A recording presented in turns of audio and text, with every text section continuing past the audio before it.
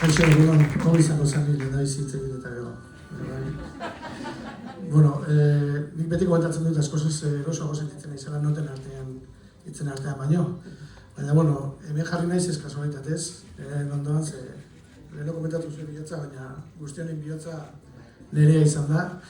Goratzen ez zuen dela, izango, kalkulatzen nintzen da, urte bete, zengo zan, noiziko bilera izan genuenean, otsailean, ze egunean?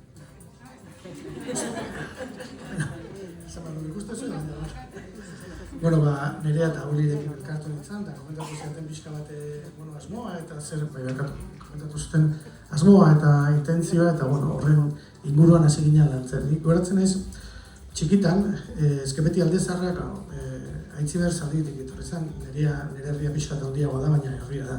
Eta orain dela 30-35 urte herriagoa zen. Orduan, atortzen ginen irtera bezala, eskapala bezala, Sausti Donostira.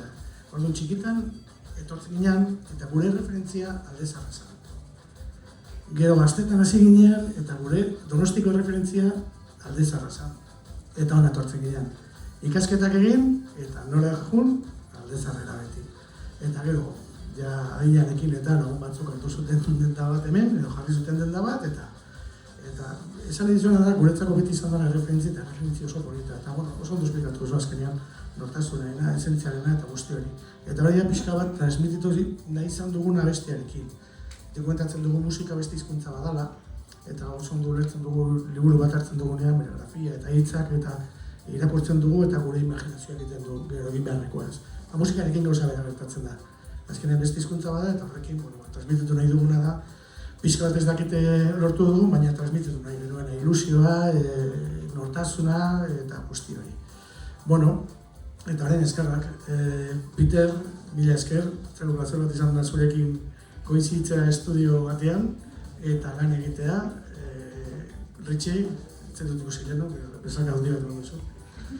Eta hau da, utziko aia zuen simila jartzen, baina azkenean da futbol ekipo bat bezala. Entrenadore bat dago, baina jokalariak ez bandi badia top-topikoa eta gu suertez izan dugun jokalariak izan dira danak txampionakoa.